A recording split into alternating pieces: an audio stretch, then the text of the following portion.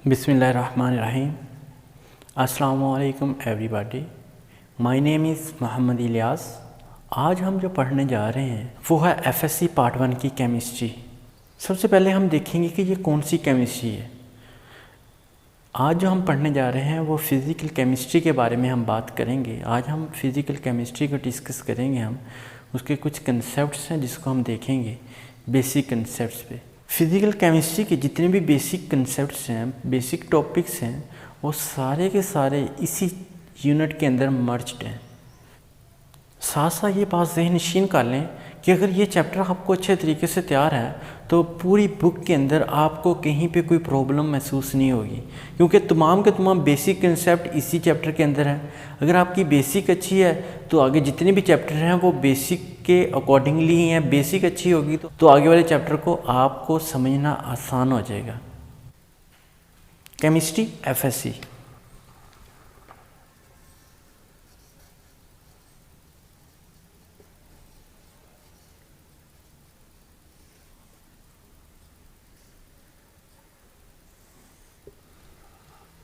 Chemistry FSc part 1 का chapter first हम study कर रहे हैं। चैप्टर 1 क्या है? Basic concepts.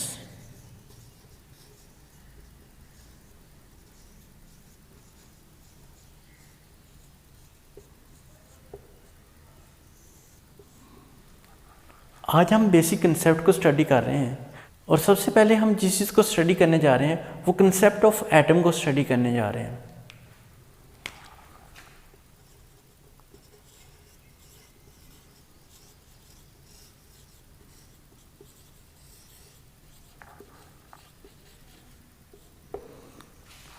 एटम के साथ आपका वास्ता छोटी क्लासेस से है। छोटी क्लास से आपको एटम पढ़ाया जा रहा है, आप पढ़ते आ रहे हैं, लेकिन कुछ ना कुछ आपके माइंड के अंदर एटम के बारे में मौजूद होगा। आप इस एटम को ज़रूर जानते होंगे कि एटम क्या चीज़ है, एटम की हिस्ट्री कहाँ से शुरू हुई। सबसे पहले हम देखते हैं कि लेक्चर फ्लो क्या है हमारे पास। लेक्चर फ्लो के मुताबिक हमारे पास जो फर्स्ट टॉपिक आ रहा है वो है हिस्ट्री ऑफ एटम।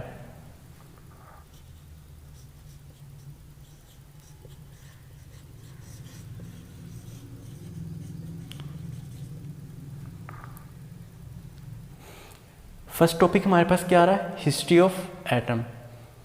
इसके बाद हमारे पास सेकंड टॉपिक लेक्चर फ्लो का, हमारे पास सेकंड टॉपिक जो होगा वो डेफिनेशन ऑफ एटम होगी।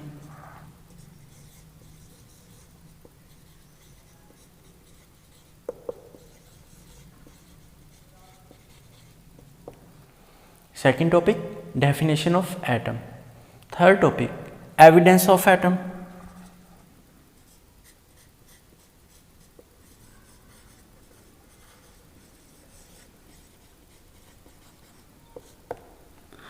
इसके अंदर हम एटम का एविडेंस को भी स्टडी करेंगे। अब उसको कैसे एविडेंस को स्टडी करेंगे? Evidence bye simple microscope,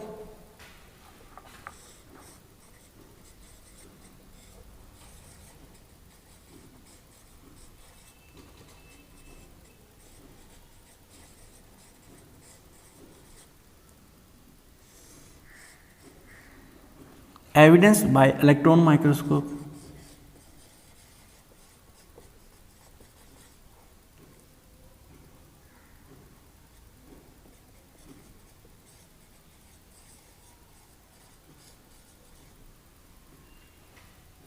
history of atom को स्टडी करेंगे, डेफिनेशन ऑफ एटम को स्टडी करेंगे, एविडेंस ऑफ एटम को स्टडी करेंगे, एविडेंस माइक्रोस्कोप के ज़रिए से हम इसको स्टडी करेंगे कि अगर हम उसको सिंपल माइक्रोस्कोप से उसका एविडेंस लें तो वो कैसे आएगा हमारे पास।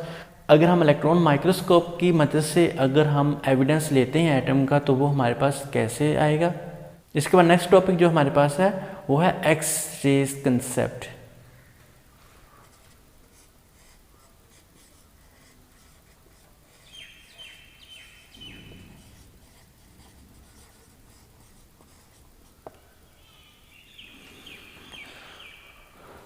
इसके अलावा हम एंड पे मासेस ऑफ एटम को भी देखेंगे कि मासेस ऑफ एटम क्या होते हैं। ये हमारे पास लेक्चर फ्लो है जिसके बारे में हमने आज जिक्र करना है। इसी चीज़ को हम स्टडी करेंगे। यही हमारे पास बेसिक ऑफ एटम्स है, कंसेप्ट ऑफ बेसिक कंसेप्ट्स हैं। हम इस चीज़ को आज स्टडी करेंगे। अब हम चलते हैं हम अपने टॉपिक की तरफ। फर्स्ट टॉपिक हमारे पास क्या है? History of atom.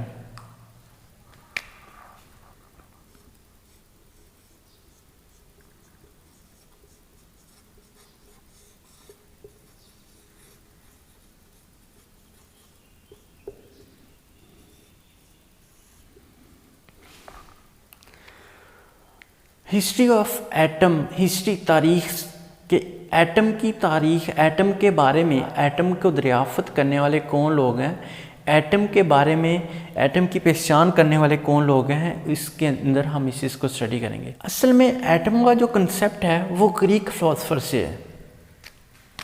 एटम का कंसेप्ट कहाँ से लिया गया? ग्रीक फिलोसफर से।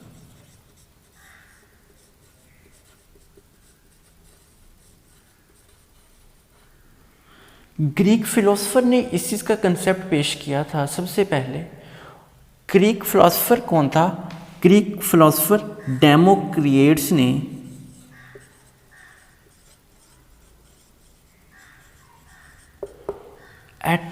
डेमोक्रिट्स ने एटम का कंसेप्ट पेश किया था, और यही वो सबसे पहला फिलोसफर है जिसने एटम का कंसेप्ट पेश किया था। इसके अकॉर्डिंगली एटम क्या चीज़ है, एटम होता क्या है? डेमोक्रिट्स कहता है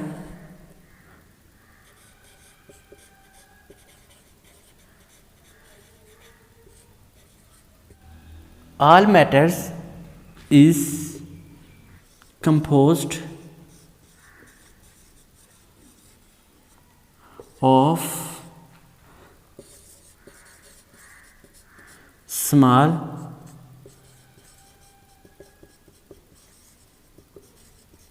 indivisible particles.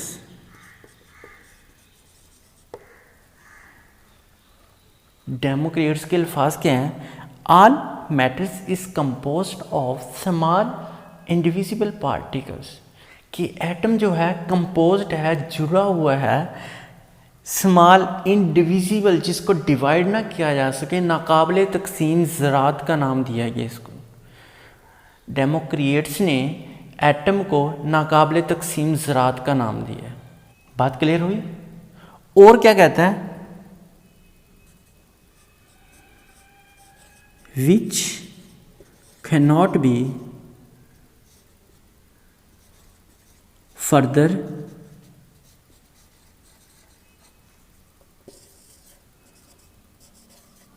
subdivided। वो कहता कि इसको तकसीम नहीं किया जाता। ये बात कहने वाला कौन था? ग्रीक फिलोसफर डेमोक्रिट्स था, उसने ये एटम के बारे में बात की। ग्रीक फिलोसफर डेमोक्रिट्स ने इस एटम को क्या नाम दिया?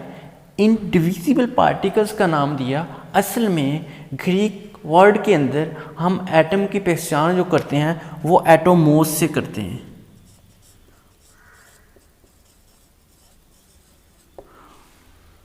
उन्होंने एटम को एटोमोस के नाम से, इंडिविजिबल पार्टिकल के नाम से तारीख, हिस्ट्री बयान की थी। उनकी ज़ुबान के अंदर, उनकी लैंग्वेज के अंदर एटोमोस कहते हैं। हम इस चीज़ को स्टडी करते हैं एटम के नाम से। हम इस चीज़ को किस में स्टडी करते हैं? एटम के नाम से स्टडी करते हैं। एटम जो है वो इंग्लिश लैंग्वेज वर्ड है, एटम इंग्लिश लैंग्वेज वर्ड है, और एटोमोस जो है वो ग्रीक लैंग्वेज का वर्ड है। बात क्लियर हुई? हिस्ट्री ऑफ एटम के बाद हमारे पास है डेफिनेशन ऑफ एटम। एटम की डेफिनेशन को देखते हैं कि एटम की डेफिनेशन क्या है।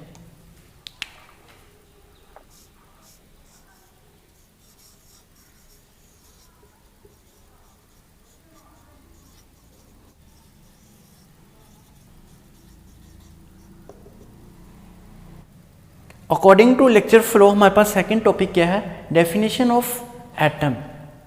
एटम की डेफिनेशन क्या है? The smallest particle of an element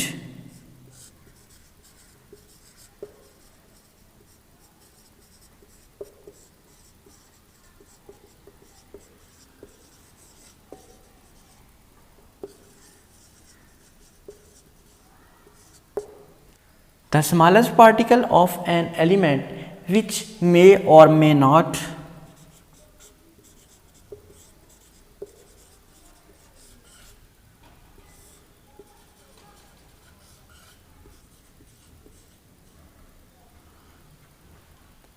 which may or may not exist independent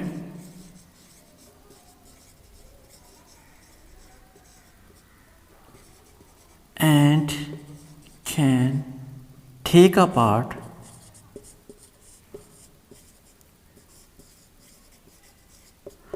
in chemical reaction। ये थी हमारे पास डेफिनेशन ऑफ एटम। इसको हम दोबारा देखते हैं क्या है। The smallest particle of an element which may और मे नॉट, दोनों सूरतें हैं यहाँ पे, मे भी है और मे नॉट भी है। इसको हम आगे जाके देखते हैं कि मे और मे नॉट क्यों है। Exist independent and can take a part in chemical reaction, कि एटम एक छोटा सा एलिमेंट है जो कि इंडिपेंडेंट भी है और इंडिपेंडेंट नहीं भी है, और वो इन दोनों सूरतों के बावजूद भी केमिकल रिएक्शन का एक हिस्सा होता है। अब हम देखते हैं कि वो मे और मे नॉट में क्या डिफरेंस है। कैन रिमेन इंडिपेंडेंट को भी देखेंगे और कैन नॉट या मे नॉट रिमेन इंडिपेंडेंट को भी देखेंगे। सबसे पहले देखते हैं कि मे कैन रिमेन इंडिपेंडेंट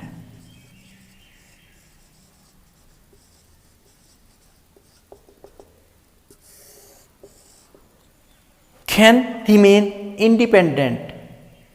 उसके लिए हम एग्जांपल लेते हैं कुछ एलिमेंट्स की, जैसा कि neon, argon, krypton,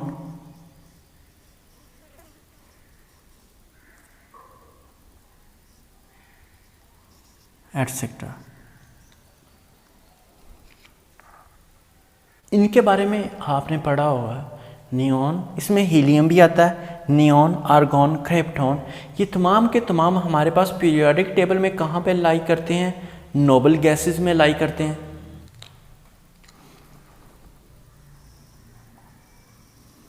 according to periodic table इसको नाम दिया गया है नोबल गैसेस का, या इसको हम इनर्ट गैसेस भी कह सकते हैं। असल में ये सेल्फ सेटिस्फाइड है, यानी कि अपने आप से खुश हैं, किसी भी दूसरे रिएक्शन के अंदर हिस्सा नहीं लेते। हम इसको नाम दे रहे हैं सेल्फ सेटिस्फाइड का।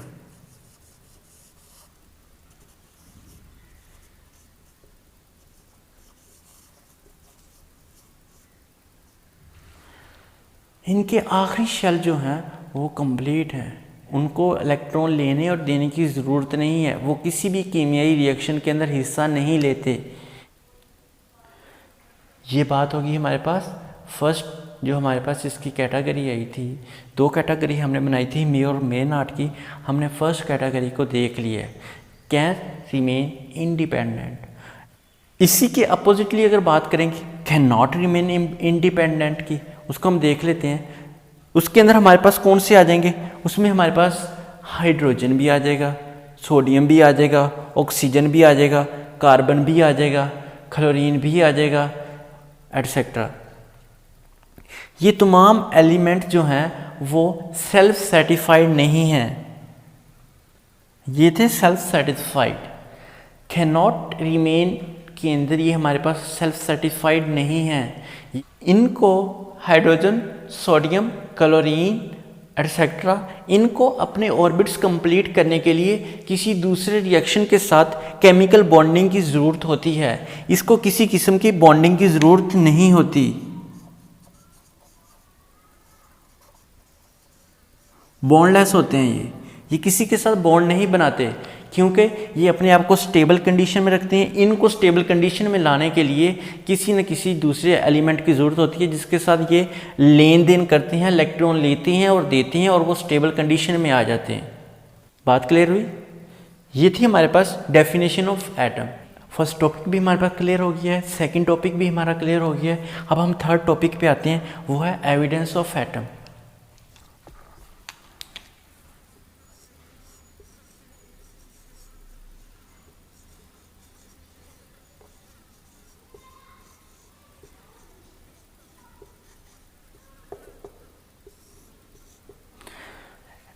एविडेंस ऑफ एटम क्या है हमारे पास? सबसे पहले देखेंगे कि एविडेंस क्या है। एविडेंस ये हो सकता है कि अगर एटम का कोई वजूद है तो क्या उसे देखा जा सकता है। हम इस चीज़ के बारे में इसका एविडेंस बाय माइक्रोस्कोपिक्स इसको स्टडी करेंगे।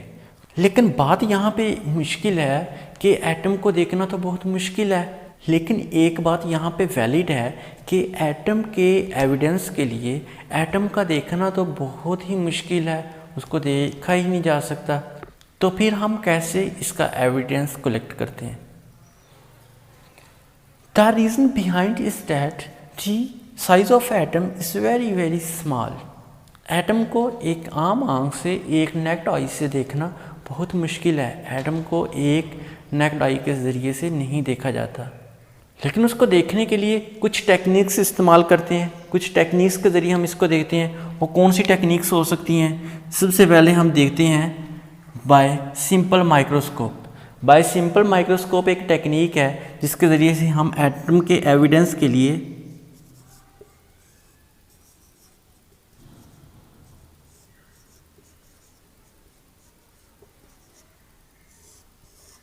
Bye simple microscope.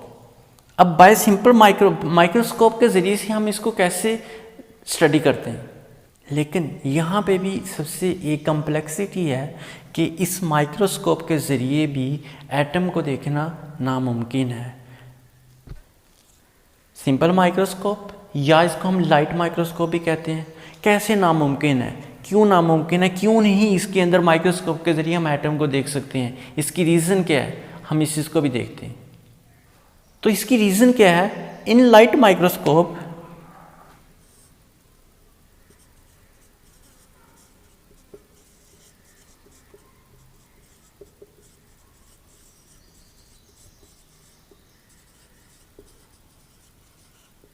In light microscope, we use visible light.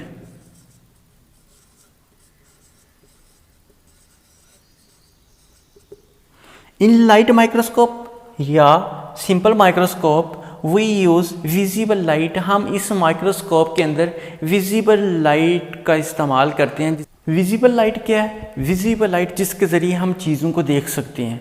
Visible light के ज़रिए से ही हमें चीज़ें नज़र आती हैं। अब हमने चीज़ों को देखने के लिए विजिबल लाइट माइक्रोस्कोप के अंदर विजिबल लाइट का यूज़ किया जाता है, उसको इस्तेमाल किया जाता है। लेकिन जो लाइट है उसकी एक वेवलेंथ होती है। इस विजिबल लाइट की जो वेवलेंथ है वो अप्रॉक्सीमेटली 450 नैनोमीटर टू 750 नैनोमीटर होती है। इस विजिबल लाइट की जो वेवलेंथ है वो 450 टू 750 नैनोमीटर होती है। तो ये 450 या 750 के दरमियान की बात करें तो, लेकिन एटम का साइज़ जो है वो इससे बहुत छोटा है। ये एटम के साइज़ से बहुत बड़ी वेवलेंथ है। तो वो एटम का जब साइज़ छोटा है, इतनी बड़ी वेवलेंथ के अंदर उस साइज़ को देखना मुश्किल हो जाएगा। उसके साइज़ की पैमाइश करना, एटम के साइज़ को मापना क्या हो जाएगा? मुश्किल हो जाएगा। जब विजिबल लाइट की वेवलेंथ ये है तो एटम का साइज़ इनसे बहुत छोटा है। तो एटम का साइज़ कितना है? एटम का जो साइज़ है, एटम का साइज़ कैसे फाइंड किया जाता है? एटम का साइज़ जो है वो एटम के डायामीटर के अकॉर्डिंगली उसको क्या किया जाता है? फाइंड किया जाता है।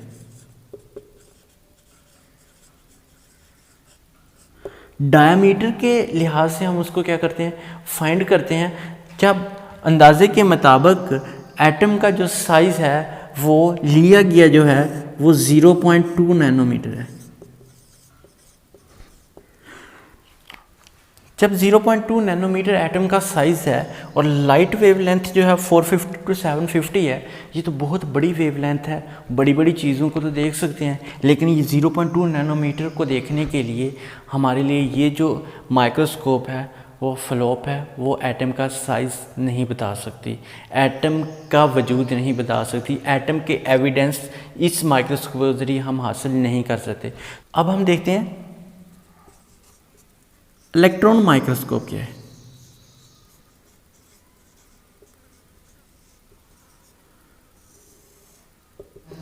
इस सिंपल माइक्रोस्कोप के ज़रिए हम एटम का साइज़ नहीं फाइंड कर पाए, तो अब देखते हैं कि इलेक्ट्रॉन माइक्रोस्कोप के ज़रिए हम उसका कैसे एविडेंस लेते हैं। भाई सिंपल माइक्रोस्कोप के अंदर हम क्या यूज़ करते थे, विजिबल लाइट इस्तेमाल करते थे। इसके अंदर हम क्या यूज़ करते हैं, इसमें हम इलेक्ट्रॉन बीम इस्तेमाल करते हैं।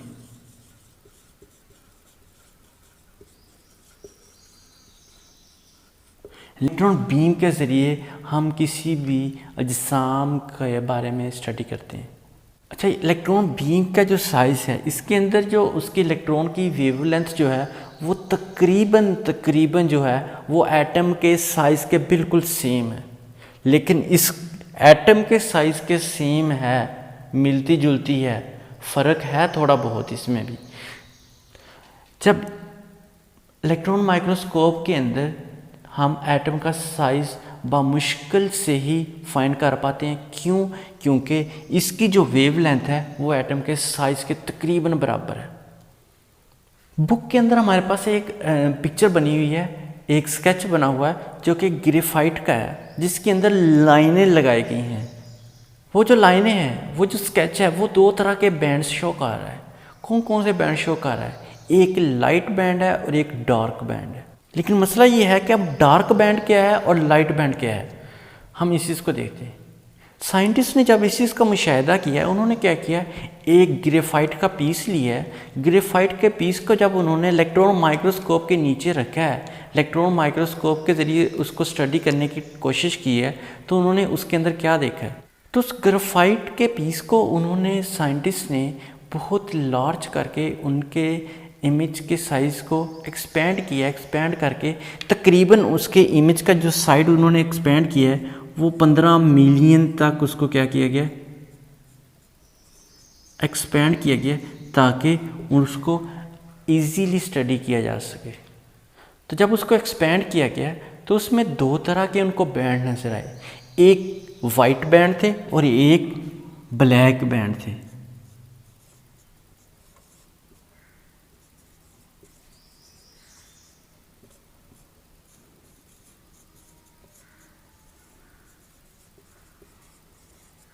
एक वाइट बैंड थे और दूसरे कौन से थे, ब्लैक बैंड थे। अब साइंटिस्ट ने उसके बाद उनको क्या नाम दिया, उन्होंने जो वाइट बैंड थे उनको एटम ऑफ कार्बन्स का नाम दिया। वाइट बैंड्स को क्या नाम दिया उन्होंने, वाइट बैंड्स को उन्होंने क्या नाम दिया, एटम्स ऑफ कार्बन।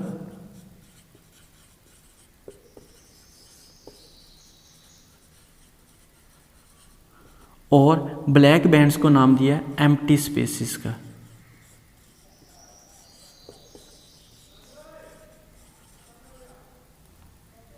उन्होंने क्या नाम दिया, उन्होंने वाइट बैंड को नाम दिया एटम ऑफ कार्बन का, और जो ब्लैक बैंड्स थे उनको नाम दिया एम्प्टी स्पेसिस का। ये देखें कि उनको कैसे पता चला है कि जो वाइट हैं या लाइट हैं वो उनके पास कार्बन एटम्स हैं, और जो डार्क हैं या ब्लैक हैं वो उनके पास एम्प्टी स्पेसिस हैं। तो उन्होंने इस चीज़ का पता लगाने के लिए क्या किया है, उन्होंने इस चीज़ को नाम दिया है एक्साइटेशन एंड डी एक्साइटेशन का।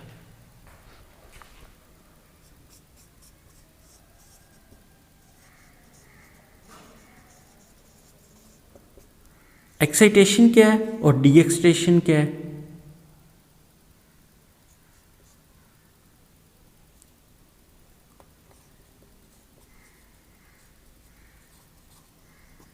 उन्होंने किस चीज़ का नाम दिया, एक्साइटेशन और डी एक्साइटेशन। अब एक्साइटेशन क्या है, उनके अकॉर्डिंगली, उनके मुशाहिदे के मुताबिक, उनके ऑब्जर्वेशन के मुताबिक एक्साइटेशन जो है, ग्रेफाइट का जो स्ट्रक्चर है वो एक लेयर स्ट्रक्चर है, और लेयर के दरमियान में जो गैप है वो बहुत बारीक सा है। उस बारीक गैप को उन्होंने सिर्फ इलेक्ट्रॉन माइक्रोस्कोप के ज़रिए ही देखा है। जब इलेक्ट्रॉन बीम एटम के ऊपर पड़ेगी तो वो एटम को एनर्जी देगा। जब एटम को एनर्जी मिलेगी तो एटम कहाँ पे चला जाएगा? एटम उस एनर्जी को गेन करेगा। गेन करने के बाद वो एक्साइटेड स्टेट के अंदर चला जाएगा। लेकिन उस एटम को वापस उसी अपनी प्लेस पे आना है। उसने उस एनर्जी को लूज़ करना है। उसने उस एनर्जी को लूज़ करने के लिए वो क्या करेगा? कार्बन का हिस्सा बन जाएगा और वहाँ से जो लाइट मिलेगी उसका ब्राइट बैंड होगा और ब्राइट बैंड पे जितने भी होंगे वो तमाम के तमाम क्या होंगे? कार्बन एटम्स होंगे। और जहाँ पर स्पेसिस हैं वहाँ पर ब्लैक बैंड्स होंगे। So this is the excitation and D excitation of electrons. हमने बाय इलेक्ट्रॉन माइक्रोस्कोप को स्टडी कर लिया है, लाइट माइक्रोस्कोप को या सिंपल माइक्रोस्कोप को स्टडी कर लिया। हमारे पास लास्ट टॉपिक जो है वो क्या है? एक्स रेज कंसेप्ट क्या है।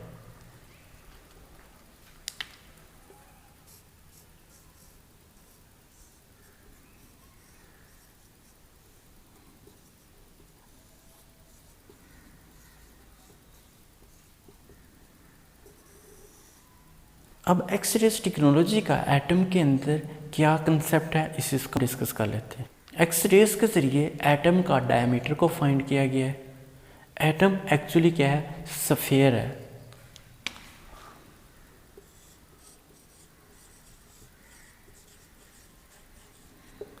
एक्स रेज के ज़रिए एटम का क्या फाइंड किया है? स्फीयर है, उसका डायमीटर हमने फाइंड किया है।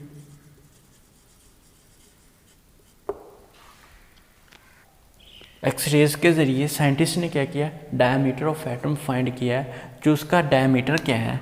डायमीटर ऑफ एटम कितना है? 2 मल्टीप्लाई बाय 10⁻⁻10 मीटर। डायमीटर के बारे में तो सभी जानते होंगे ना। डायमीटर क्या होता है? अगर एक स्फीयर है उसकी एक बाउंड्री से दूसरी बाउंड्री तक का जो डिस्टेंस है उसको हम क्या कहते हैं? डायमीटर कहते हैं। हमारे पास जो है वो डायमीटर मीटर में दिया गया। अगर हम इसको, क्योंकि हमने पीछे जो है वो एटम के वेवलेंथ को इसके अंदर नैनोमीटर्स के अंदर स्टडी किया है। अगर हम इसको नैनोमीटर के अंदर कन्वर्ट कर लेते हैं, नैनोमीटर में कन्वर्ट करने के लिए हमारे पास क्या ज़रूरत है? 10⁹ 1 मीटर के अंदर 10⁹ नैनोमीटर होते हैं। तो हम इसके साथ मल्टीप्लाई कर देंगे। 2 multiply by 10⁻⁻10 multiply by 10⁹ nanometre. 2 multiply by 10⁻⁻10 plus 9 nanometre. 2 multiply by 10⁻⁻1 nanometre. हमारे पास क्या आ जाएगा? एटम का डायमीटर आ जाएगा। 2 मल्टीप्लाई बाय 10⁻⁻1 जो है हमारे पास इसका डायमीटर है। अगर हम इसको मज़ीद शॉर्ट करें 2/10 नैनोमीटर, डिनोमिनेटर में जाके पावर जो है वो प्लस हो जाएगी। तो ये अगर हम इस चीज़ को डिवाइड करेंगे 0.2 नैनोमीटर आ जाएगा, जो थोड़ी देर पहले हमने इलेक्ट्रॉन माइक्रोस्कोप और सिंपल माइक्रोस्कोप के अंदर देखा है। इस चीज़ को हमने 0.2 नैनोमीटर को पढ़ा है। ये इस ज़रिए से हमने इसको फाइंड किया है। एक्स रेज के ज़रिए हमने क्या फाइंड किया? डायमीटर ऑफ एटम को फाइंड किया है, जो कि एक स्फीयर था, और उसके ज़रिए से हमने उसका डायमीटर को मीटर में से हमने नैनोमीटर में कन्वर्ट किया है। वो हमारे पास कितना है? 0.2 आ गया। ये था हमारे पास एक्स रेज कंसेप्ट। अब हम देखते हैं एक last topic, message of atom क्या है। हमारे पास लास्ट टॉपिक एक था जिसको हमने स्टडी करना था। हमने स्टार्ट के अंदर इस चीज़ पे बात की थी। मैसेज ऑफ एटम को भी हम स्टडी करेंगे। अब देखते हैं कि वो क्या है।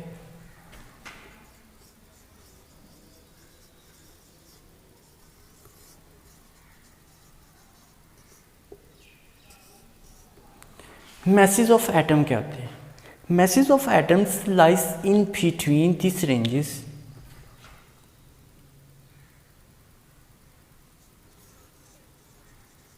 अब वो रेंजेस क्या हैं? किन रेंज के दरमियान एटम का साइज जो है वो वेरी करता है? वो रेंजेस हैं एटम के मैसेज की 10⁻⁻25 kg टू 10⁻⁻27 kg। ये एटम का साइज़ जो है इनके दरमियान वेरी करता है। ये हमारे पास केजीस में है, किलोग्राम्स में है। अगर हम इसको ग्राम में कन्वर्ट करेंगे तो 1 ग्राम में 10⁻⁻25 मल्टीप्लाई बाय 10⁻³ ग्राम्स। 1 किलोग्राम के अंदर 10⁻³ ग्राम्स होते हैं। इसी तरीके से इसको भी 10⁻27 मल्टीप्लाई बाय 10⁻³ ग्राम्स, (-22) आ जाएगा, 10⁻⁻25। ये दोनों हमारे पास वैल्यूज़ जो हैं वो किस में आ जाएंगी, ग्राम्स में आ जाएंगी। वैसे जो हम वैल्यूज़ को लेते हैं मैथ को, वो हम ग्राम्स और किलोग्राम्स में लेते हैं। लेकिन एटम के लिए हमने एक छोटी सी टर्म पढ़ी है, एटम का जो मास होता है या एलिमेंट का जो मास होता है उसको किस में लेते हैं, AMU में लेते हैं। अब AMU क्या है, एटॉमिक मास यूनिट है।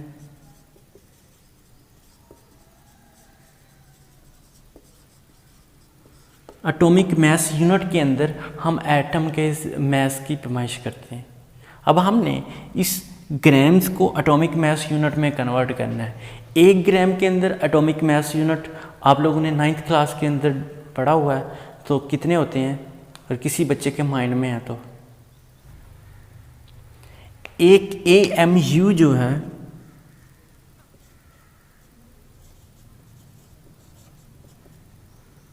1.661 10⁻⁻27 किलोग्राम्स के इक्वल होता है। अब इन किलोग्राम्स को हम दोबारा क्या करेंगे, कन्वर्ट कर लेंगे ग्राम्स में। 661 मल्टीप्लाई बाय 10⁻⁻27 मल्टीप्लाई बाय 10⁻³ के ग्राम्स में आ जाएगा हमारे पास ये।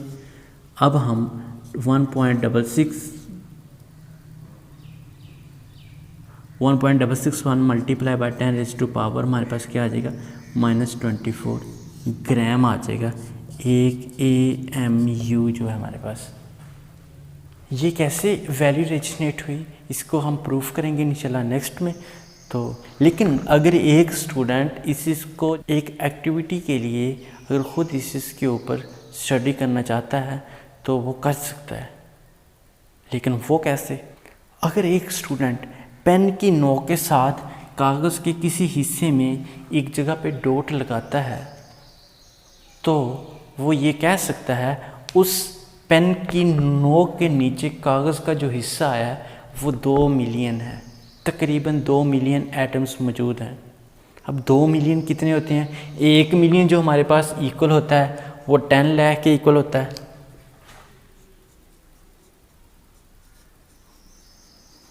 तो 2 मिलियन कितने हो जाएंगे, 20 लाख के।